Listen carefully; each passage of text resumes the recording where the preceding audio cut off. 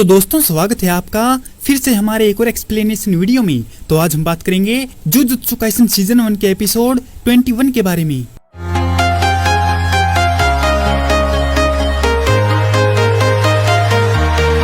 Episode की शुरुआत में हम देखते हैं कि चालबाज चोटीबाज हारुता शिगेमो एक अंडरग्राउंड केव में घूम रहा है और जुजुत्सु स्कूल में अटैक के दौरान खुद कुछ भी न कर पाने के बारे में सोच रहा है।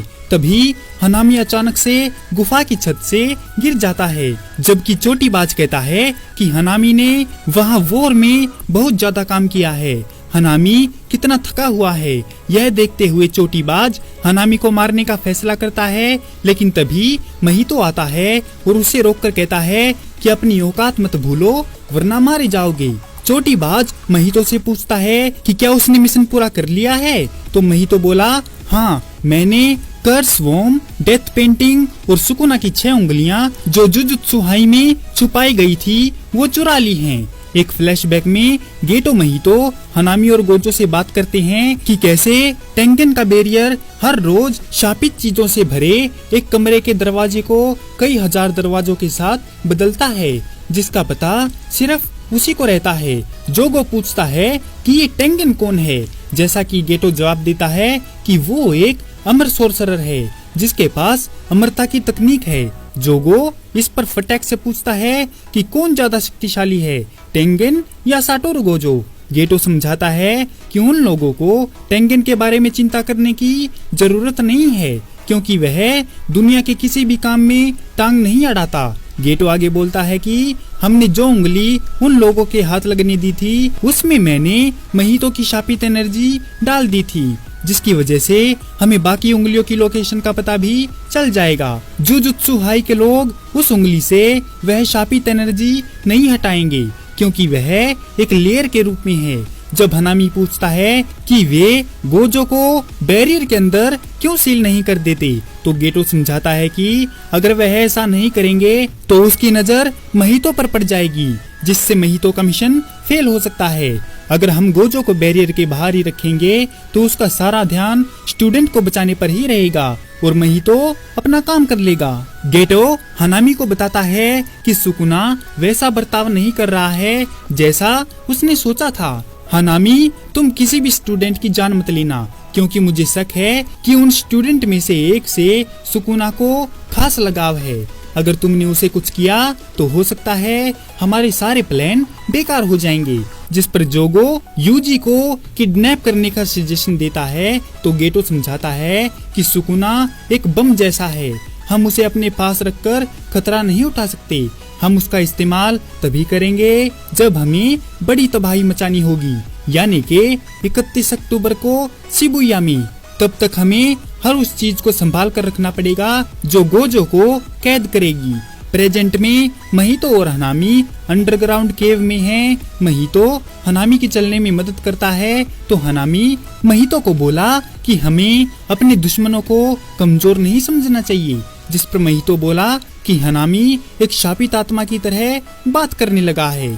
टोक्यो जुजुत्सु हाई में इजिची ने हाल ही में हुए इंसिडेंट में हुए नुकसान की लिस्ट पढ़ी और कंफर्मेशन किया कि यह महितो का काम था जिसने शापित चीजों को चुराया था। यूटाहाइम ने पूछा कि क्या उन्हें स्टूडेंट्स और दूसरे जादूगर को इसके बारे में इन्फॉर्म करना चाहिए, जिस पर मासामिची यागा बोलते हैं कि उनके लिए इस बात को सिर्फ सीनियर्स तक ही रखना सबसे अच्छा है। जब यागा ने पूछा कि क्या उनके द्वारा पकड़े गए कर्स यूजर जोजो ने कोई इन्फॉर्मेशन दी, तो जोजो ने कोई भी काम की जानकारी नहीं दी और केवल इतना कहा कि उसे इस हमले में पार्टिसिपेट करने के लिए एक बोब कट सफेद बालों वाले भिखारी ने धोखा दिया था, जिसका नाम उराओमे था। मेई ने गोजो से पूछा कि क्या तुम ऐसे किसी इंसान को जानते हो, तो गोजो इससे इनकार करता है। जब यूटाहाइम ने पूछा कि वे टेंगेन के बैरियर को कैसे पार कर गए, तो गोजो कहता है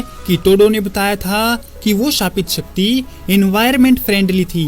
गोजो ने यह भी कहा कि टेंगेन का बैरियर पौधों के लिए काम नहीं करता और बैरियर का इस्तेमाल केवल छिपने के लिए किया जाता है, सुरक्षा के लिए नहीं। जो कुछ भी हुआ है उसके लिए प्रिंसिपल यागा ने फैसला किया कि गुडविल इवेंट को कैंसिल करना सबसे अच्छा हो सकता है। तो गोजो बोलता है कि यह डिसीजन लेना उनका काम नहीं है। इस बीच हीलिंग वार्ड में यूजी और नोबारा मेगुमी से मिलने जाते हैं, जबकि मेगुमी पिज्जा खा रहा होता है।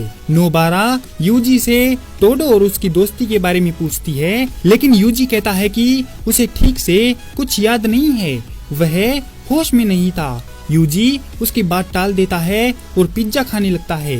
यूजी ने जाहिर किया कि वह खुश है कि मेगुमी को ज्यादा सीरियस चोट नहीं लगी है। मेगुमी कंप्लेंट करता है कि उन्हें उसे खिलाने के लिए कुछ और नहीं मिला जो ये पिज्जा उठा लाई। मेगुमी आगे कहता है कि वह आसानी से बच गया क्योंकि उसकी शापित एनर्जी खत्म हो गई थी, जिससे शोको को शापित कली को हटाने में कामयाबी हुई।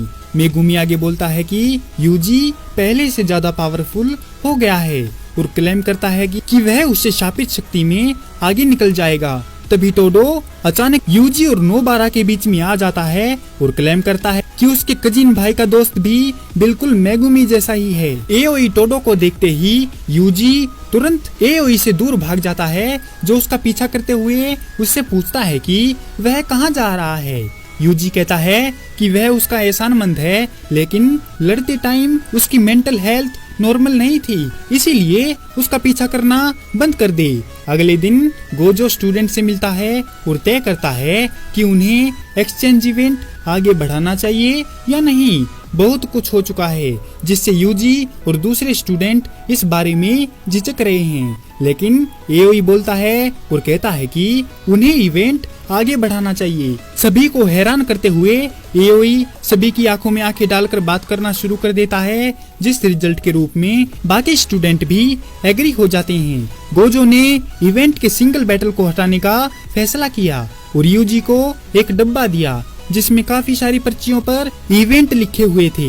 उनमें से रैंडमली यूजी को एक पर्ची निकालनी है जिसमें यूजी बेसबॉल चुनता है, जो दोनों प्रिंसिपलों के लिए बहुत हैरानी की बात है, जो उनकी सालों की लेगेसी को बनाए रखने की कोशिश कर रहे थे। नोरिटोशी कामो यूजी से सवाल पूछता है तो यूजी नोरिटोशी के सवालों का जवाब देकर समझाता है कि वह लोगों की मदद करना चाहता है और इसीलिए वह अकेला नहीं मरेगा, और नोरिटोशी केवल अपनी माँ की मदद करने के लिए जुजुत्सु जादूगर बना था, इसीलिए वह यूजी की बात को समझता है। यूजी से अफेक्टेड नोरिटोशी ने स्विंग न करने का फैसला किया और माँ की द्वारा आसानी से आउट हो गया।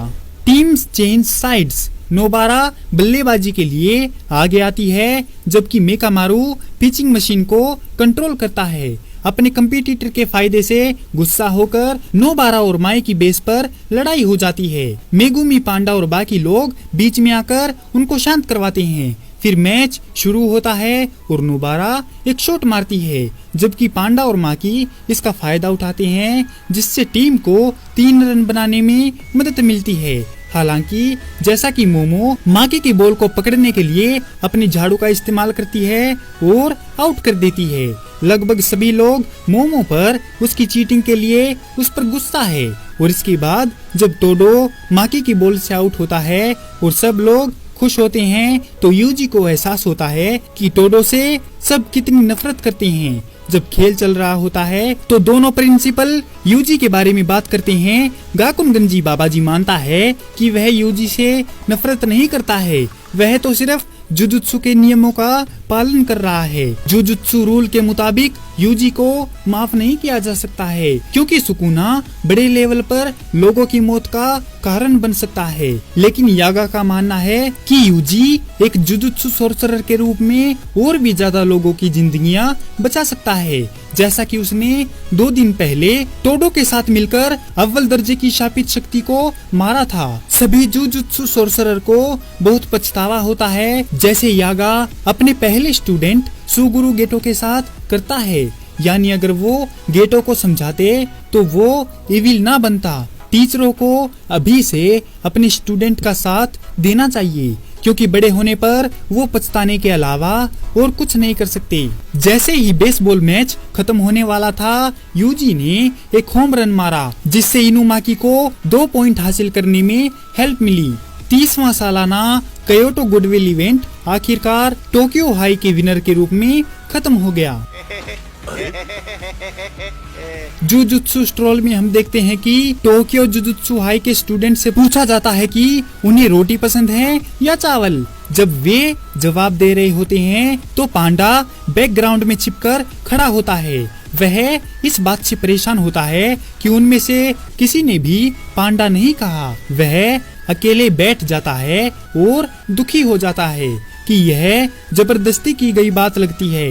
और यूजी कहता है कि शो चलाने वालों के पास कोई आइडिया ही नहीं है। इसी के साथ यह एपिसोड यहीं पर खत्म हो जाता है। तो दोस्तों, कैसी लगी आपको जुजुत्सु काइसन सीजन 1 के एपिसोड 21 की ये एक्सप्लेनेशन वीडियो? अगर आपको यह वीडियो पसंद आई हो तो इस वीडियो को लाइक और हमारे चैनल को सब्सक्राइब जरूर करें। आपका हमारी वीडियो देखने के लिए बहुत बहुत धन्यवाद और शुक्रिया।